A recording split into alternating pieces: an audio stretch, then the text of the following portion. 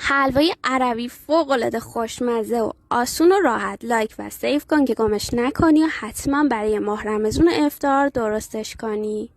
حلوا برخلاف حلواهای ایرانی سفت نیستش و برای افطاری عالیه. 2 لیوان آرد گندم، شیر خوش، 1.5 لیوان روغن جامد، شکر 1.5 لیوان یا 4 فنجان آب و پودر هل. اول روغن رو میذاریم روی حرارت متوسط تا آب باشه.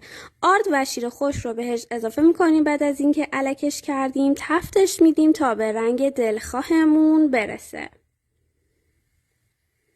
یعنی قهوه‌ای تیره بشه. آب بهش اضافه میکنیم، کامل خوب هم میزنیم تا ذرات آرد درش حل بشه. هل و شکر رو هم بهش اضافه میکنیم و مخلوطش میکنیم. ببینید این حلوای عربی سفت نیست. بریزیدش داخل بشقاب سروتون، با آجیل دلخواه و گل محمدی تزیین کنید. عالی و خوشمزه و مقوی. لایک و سیو فراموش نشه.